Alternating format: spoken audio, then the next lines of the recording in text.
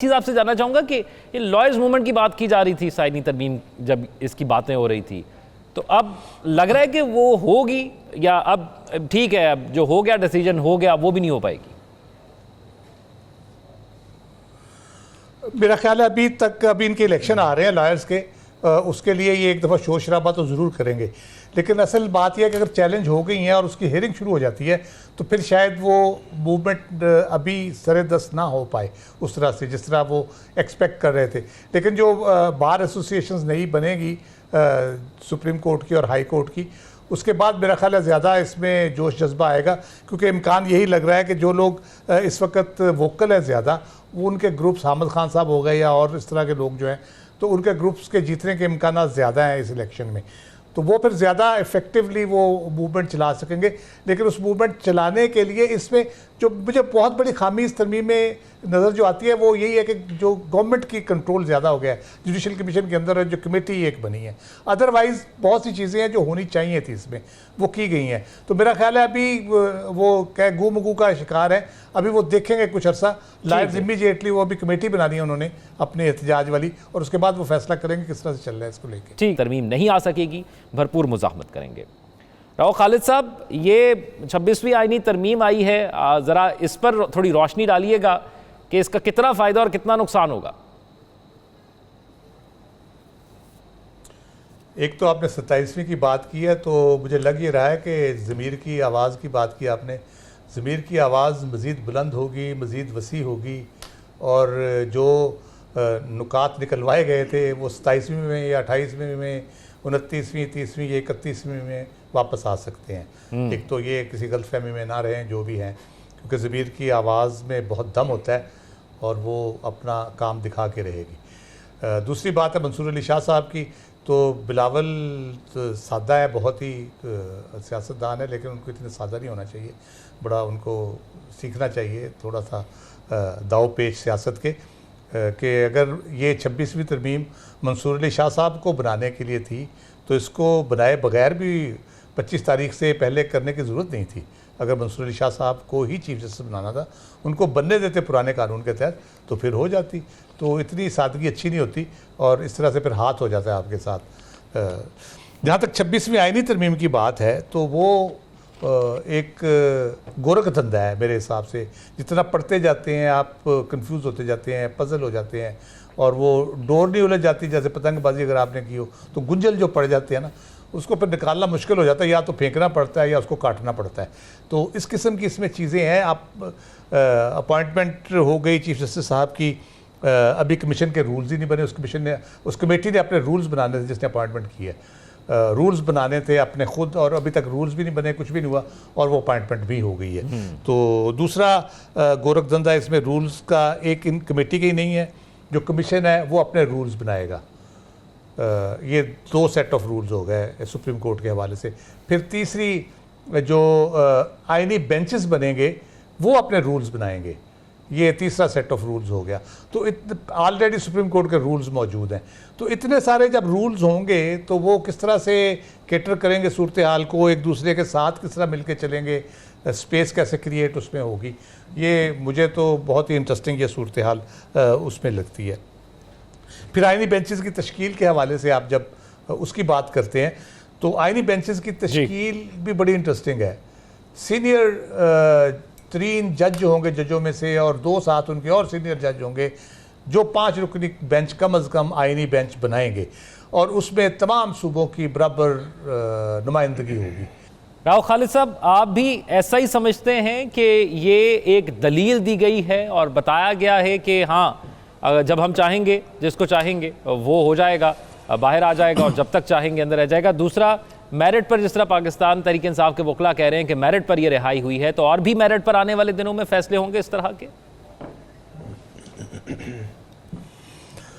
देखिए, मेरिट नाम की चीज़ तो मेरा ख्याल है नापैद है हमारे यहाँ। वैसे ही किसी शोबे में चले जाएं आप, उसमें मेरिट तो अगर है भी तो वो फिर रूल ही रहा होता है मेरिट भी, क्योंकि उसका आपने देखा नहीं कभी। बहरहाल पाकिस्तान की सियासत के जो असरार व रमूज़ हैं वो ऐसे हैं कि आपके सामने सारी चीज़ें हो रही होती हैं, एक एक चीज़ का आपको पता होता है, उसके बावजूद आप ये कन्विंस नहीं कर पाते किसी को कि ये इस तरह से हुआ है।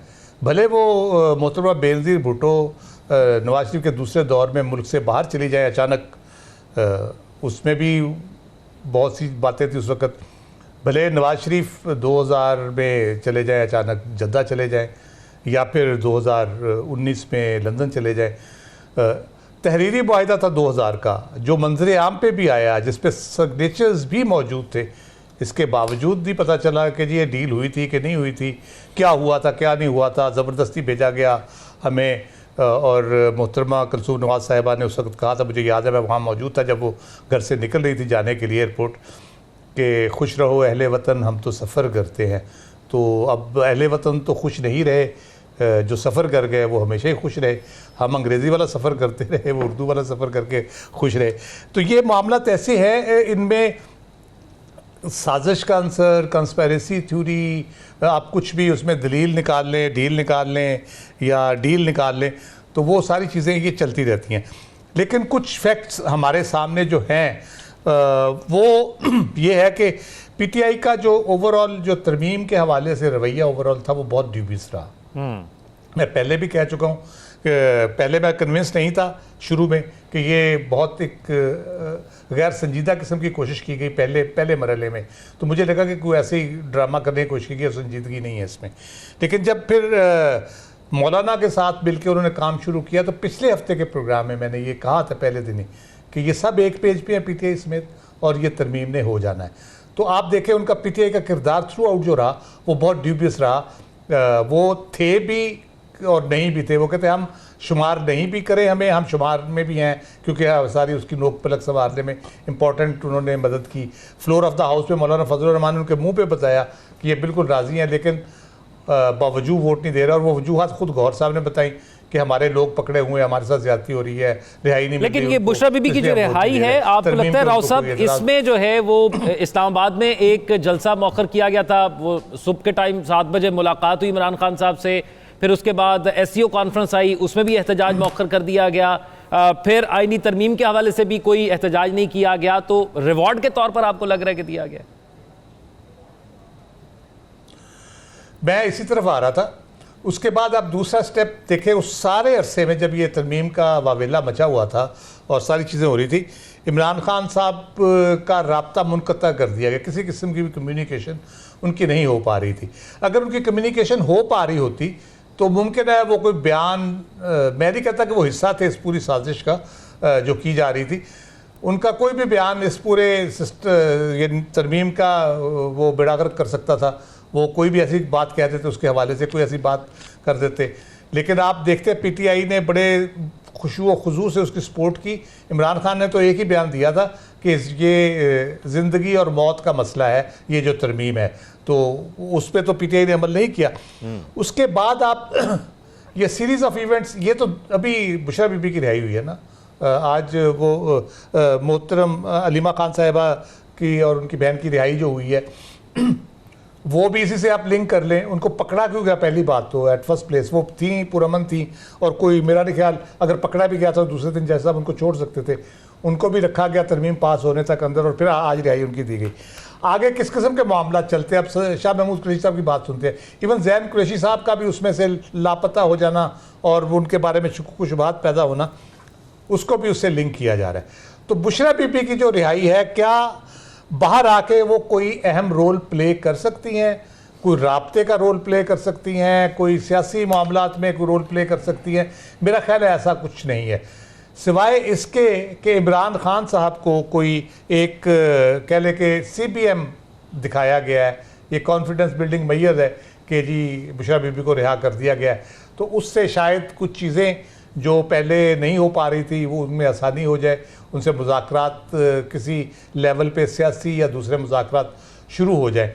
राइट। लेकिन आगे जो मंजर आगे चल रहा है, जो मज़ीद आईनी तरमीम के हवाले से बातें चल रही हैं, तो वो जब होंगी तो फिर शायद सही बात खुलेगी। लेकिन मानना किसी ने नहीं है। अगर डील हुई है या कुछ भी हुआ है, तो ये कोई नहीं मानता। हम 70 साल से यही देख रहे हैं, होती है लेकिन मानता कोई नहीं है कि जी नहीं हमारी तो कोई डील नहीं हुई।